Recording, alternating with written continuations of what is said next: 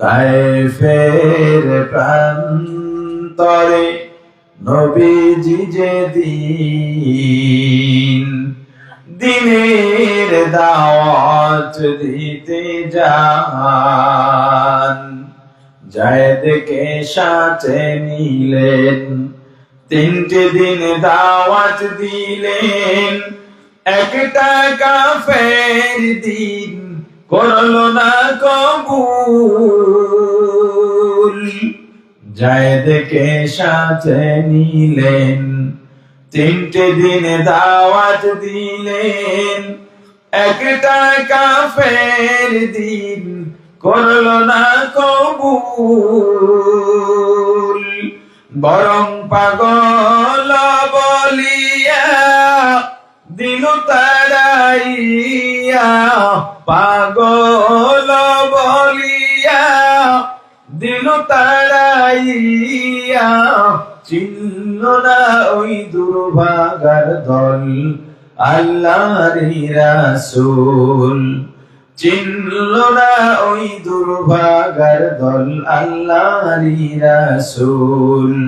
সেদিন নিরাশ হয়ে নবীজি আসতেছিলেন ফিরিয়া, নিরাশ হয়ে নবীজি আসতেছিলেন ফিরিয়া, হয়ে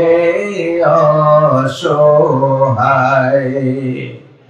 তায়েফের প্রান্তরে নবীজি যেদিন দিনের দাওয়াত দিতে যান। ইসলাম নারীকে যেই অধিকার দিয়েছে, আপনারা কি অধিকার দিতে পারবেননি? কি অধিকার দিচ্ছে? পুরুষের নামাজে জামাতে জুমায় যাইতে হয়, নারীর জুমায় যাওয়া লাগে না, ঘরে বসে অক্তিয়া নামাজ পড়লেই জুমার সওয়াব পেয়ে যায়। পুরুষ যদি শহীদ হইতে চায়, জালিমের বিরুদ্ধে যুদ্ধ করে জিহাদ করতে করতে, প্রতিপক্ষের আঘাতে, তরবারির আঘাতে, তীরের আঘাতে ক্ষত বিক্ষত হইয়া রক্ত ঝরাইয়া যদি মারা যায়, তখন শহীদ হয়।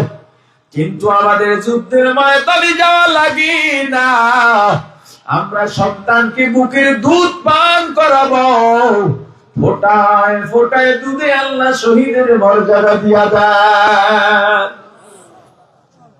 আপনি 60, 70, 80 বছর তাহাজ্জুদ পড়বেন, ইস্তিগফার পড়বেন, দরুদ পড়বেন, নফল নামাজ পড়বেন, তেলাওয়াত করবেন, এতে যা সওয়াব।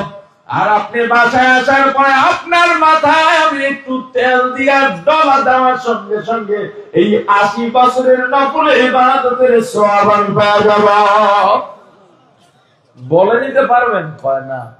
তাহলে এখন থেকে বক্তব্য পাল্টান, এখন থেকে বলেন নারীর অধিকার আর মর্যাদা যদি দিয়ে থাকে, ইসলাম দিয়েছে, আমার রাসূল দিয়েছেন। সেই রাসূলকে চেনো না, তুমি বেগম রোকেয়ারে বানাও নারীদের মডেল। বেয়াকুব বেটা। রাসূল দুনিয়াতে আসার আগের দুনিয়ায় বর্ণবাদের দ্বন্দ্ব ছিল, কালা আর সাদা। যাদের চেহারা কালা, যারা সুন্দর, সুন্দর চামড়ার মানুষ কালো চামড়ার মানুষদেরকে মানুষই মনে করতো না, তাদের সঙ্গে বিবাহ বন্ধনে আবদ্ধ হতো না, এক রাস্তা দিয়ে হাঁটতো না। মায়ের শুরু হইলে, ঝগড়া লাগলে, সামান্য বিষয় নিয়ে রাসূল এসে বললেন কোন বর্ণবাদ থাকবে না, চামড়া দিয়া মানুষ নির্ণয় হবে না, অর্থ দিয়া মানুষ নির্ণয় হবে না, বংশ মর্যাদা দিয়া মানুষ নির্ণয় হবে না, এবং ক্ষমতা দিয়াও মানুষ নির্ণয় করা যাবে না। মানুষ নির্ণয় হবে কিসের মাধ্যমে? আল্লাহ কি বলেন? يَوْمَ لَا يَنْفَعُ مَالٌ وَلَا بَنُونَ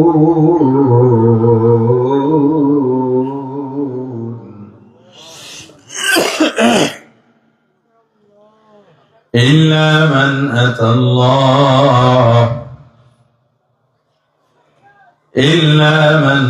اللَّهَ بِقَلْبٍ سليم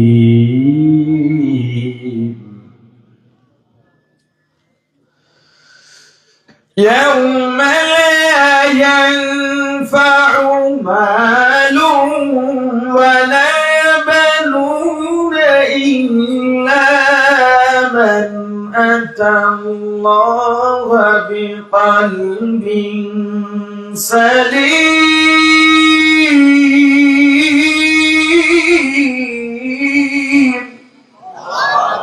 لا ينفع কিয়ামতের ময়দানে কোনো উপকারে আসবে না মালুন হে মালদারেরা শুনে নাও দুনিয়ার মাল সম্পদ ধন সম্পদ টাকা পয়সা প্রভাব প্রতিপত্তি কিয়ামতের ময়দানে কোনো উপকারে আসবে না ওয়ালা বানুন সন্তান সন্ততি নেতা নেত্রী কোনো কাজে আসবে না কোনো উপকারে আসবে না কি উপকারে আসবে জানো ইল্লা মান আতাল্লাহ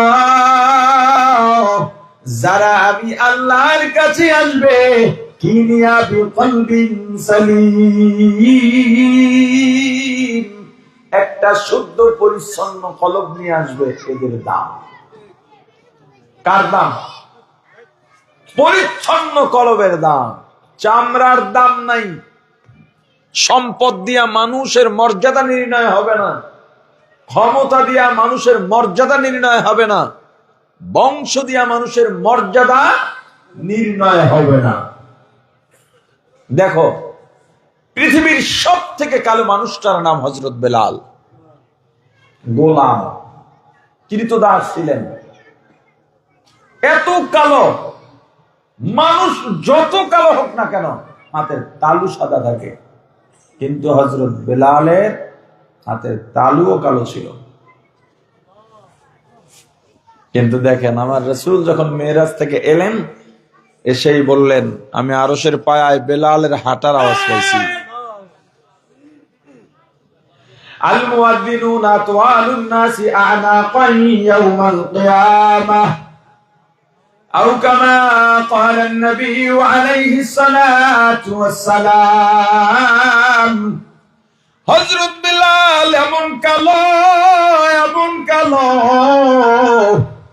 হাতের তালু পর্যন্ত কালো ছিল ঠোঁট বাড়ি ছিল দেখতে সুন্দর না কিন্তু আমার রাসূল ঘোষণা করে দিয়েছেন কিয়ামতের ময়দানে বেলালের মর্যাদা সবার থেকে উঁচা হবে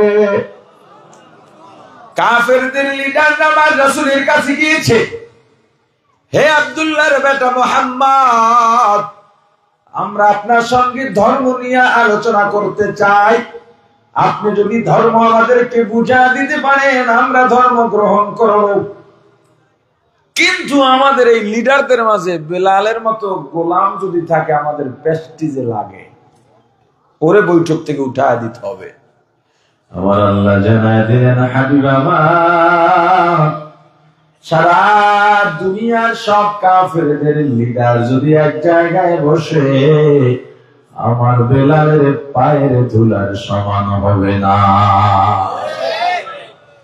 তাহলে মানুষের ভেদাভেদ যে শ্রেণী বিন্যাস মানুষ করে থাকে এটাকেও খতম করেছেন মুহাম্মদুর রাসূলুল্লাহ সাল্লাল্লাহু আলাইহি ওয়াসাল্লাম আর তুমি কসুর বয়ানদার করাইছো নেলসন ম্যান্ডেলা সাদা কালোর দ্বন্দ্ব মিটাইছে কি জানো তুমি এইভাবে শুধু মানুষ না পশুর ক্ষেত্রেও আমার রাসূল এমন ইনসাফ প্রতিষ্ঠা করেছেন যে তুমি গরু দিয়া উপকার নাও গাধা দিয়া উপকার নাও ঘোড়ার গাড়ি তার উপরে তুমি অতিরিক্ত বোঝা চাপায় না ধারণ ক্ষমতার বাইরে নয় তোমার যেমন খাইতে হয় ওকেও খাওয়াইবা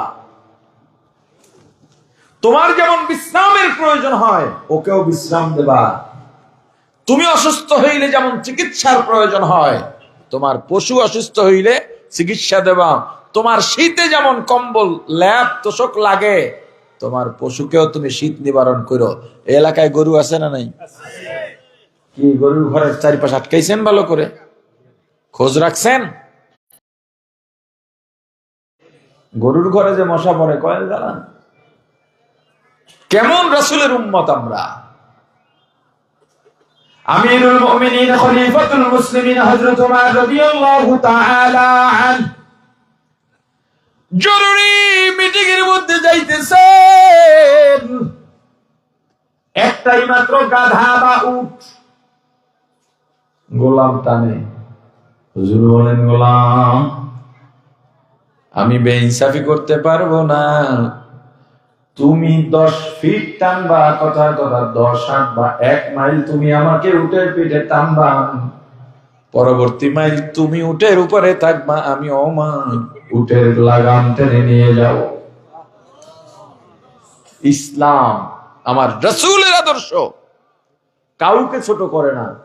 তুমি মহাজন, তোমার বাড়ির কামলা, তুমি তাকে বারান্দায় বসাও, খাবার দাও ঝুটা, না, এটা রাসূলের আদর্শ নয়। সেওতা এভাবে যাইতে যাইতে হযরত ওমরের পালা, শেষ সময় যেখানে মিটিং এ যাবেন সেখানে রশি টানার পালা পড়ছে হযরত ওমরের। মানুষজন দেখে দৌড়ে আসছে, গোলামকে উটের পিঠ থেকে নামাইতেছে। গোলাম ডাক দিয়ে বলে, তোমরা যার জন্য আসছো আমি সে না, আমি গোলাম। তার হাতে রশি। ইসলামের আদর্শ দেখেই তো মানুষ মুসলমান হয়ে গেছে। আমাদের আদর্শ কোথায় গেল? আপনি যদি একবার চিন্তা করতেন, আমার রাসূল তায়েফে গেছেন, মক্কা থেকে তায়েফ কত মাইল জানেন? কত কিলো? 70 থেকে 80 কিলোমিটার দূর। পুরা জায়গাটা উঁচা, মক্কা থেকে তায়েফ 6000 ফিট উঁচা। কি দরকার ছিল আমার রাসূলের সেখানে যাওয়ার? তার সামনের পেছনের সব গুনাহ মাপ। এরপরও কেন গেলেন? এই উম্মতের জন্য গেছেন, রিসালাতের দায়িত্ব পালন করতে গেছেন। রাসূল চিন্তা করলেন, তায়েফে তার দুধ মায়ের একটা সম্পর্ক আছে এবং শ্বশুর বাড়ির একটা সম্পর্ক আছে, যে ওখানে যেহেতু আমার একটা দুইটা সম্পর্ক আছে, আমি যদি তাদেরকে দ্বীনের দাওয়াত দিই তারা না করতে পারবে না, আমার দাওয়াত ফালায় দিতে পারবে না। হুজুরের আজাদকৃত গোলাম পালক পুত্র হযরত যায়েদ রাদিয়াল্লাহু তাআলা আনহুকে নিয়ে গেলেন সাথে। যাওয়ার পরে প্রথম 3 দিন মতান্তরে 10 দিন কোন দাওয়াত হুজুর দেন নাই, অবজারভেশন করলেন। এখন তো রাস্তা হইছে, তখন রাস্তাও ছিল না, গাধা উট হাঁটার মতো কোনো ব্যবস্থা ছিল না, হেঁটে হেঁটে। তখন রোদের তাপ এখনের থেকেও বেশি ছিল, প্রখরতা ছিল। আমার রাসূল সেখানে গিয়েছেন। 3 দিন মতান্তরে 10 দিন পর তায়েফের শহরে আমার রাসূল দাঁড়ালেন, ডাকলেন, হে তায়েফবাসী, আমি মুহাম্মদ ইবনে আব্দুল্লাহ আল্লাহর পক্ষ থেকে রিসালাতের দায়িত্ব পেয়েছি। তোমাদেরকে আমি মুক্তির দাওয়াত দিচ্ছি, শিরিক বন্ধ করে এক আল্লাহর উপরে ঈমান আনো। একজন কাফেরও, আল্লাহ রাসূল 3 দিন বা 7 দিন দাওয়াত দিয়েছেন, একজন কাফেরও রাসূলের দাওয়াত গ্রহণ করেনি, বরং কাফিররা সব দুষ্ট ছেলেদের লেলিয়ে দিল। পাথর নাও, ওদিকের পাহাড় এখনো পাথরের, তখন তো আরো বেশি ছিল, পাথরগুলো ধারালো ছিল, চারদিক থেকে ব্লেডের মতো ধার। এখনো পুরাতন অনেক পাহাড় আছে ধারালো পাথর সব। পাথর মেরে বের করে দাও, এ আমাদের দুশ্মন, এ পাগল, তায়েফের বাইরে বের করে দাও। তায়েফের প্রান্তরে নবীজি যেদিন দ্বীনের দাওয়াত দিতে যান, সেদিন নবীজি আমার কত আঘাত সহিলেন। এতিম নবীজি সেদিন কত আঘাত সহিলেন, হয়ে অসহায়। তায়েফের প্রান্তরে নবীজি যেদিন দ্বীনের দাওয়াত দিতে যান, যায়েদকে সাথে নিলেন, 3টে দিন দাওয়াত দিলেন। একটা কাফের দিন করলো না কবুল, যায় দেখে সাথে নিলেন, 3টে দিনে দাওয়াত দিলেন। একটা কাফের দিন করলো না কবুল, বরং পাগল বলিয়া দিল তাড়াইয়া, পাগল বলিয়া দিল তাড়াইয়া, চিনল না ওই দুর্ভাগার দল আল্লাহর রাসূল, চিনল না ওই দুর্ভাগার দল আল্লাহর রাসূল। সেদিন নিরাশ হয়ে নবীজি আসতেছিলেন ফিরিয়া, নিরাশ হয়ে নবীজি আসতেছিলেন ফিরিয়া, হয়ে অসহায়। তায়েফের প্রান্তরে নবীজি যেদিন দিনের দাওয়াত দিতে যায়।